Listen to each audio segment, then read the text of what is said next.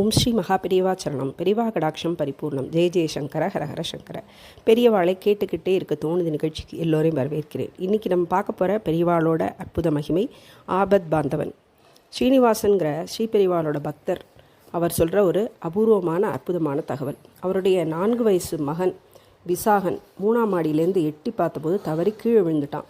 மூர்ச்சையடைந்த பாலகனை எந்த நம்பிக்கையுமின்றி ராயப்பேட்டை ஆஸ்பத்திரிக்கு கொண்டு போகிறான். வெளியில் எங்கும் காயமில்லை, இருந்தாலும் உள்ளே ஏதாவது அடிபட்டிருக்க வேண்டும்ன்ற உறுதியோட தலையிலையும் மற்ற பாகங்களையும் எக்ஸ்ரே எடுக்கிறான். ஆனாலும் உள்ளேயும் எந்தவித பாதிப்பும் இல்லாதது தெரிந்தது. எலும்பு முறிவும் இல்லவே இல்லை என ஊர்ஜிதமானது. எல்லோருக்கும் புதிராகவே இருந்தது. பக்கத்தில் இருந்த மரங்களை உரசி விழுந்ததால் உடலில் அங்கங்கே சில சிராய்ப்புகள் தான் இருந்தது. டாக்டர்களுக்கே பெரும் ஆச்சரியமாக இருந்தது. மூர்ச்சையான சிறுவன் 6 மணிக்கு மெல்ல நினைவு பெற்று கண் திறந்து பார்க்குறான்.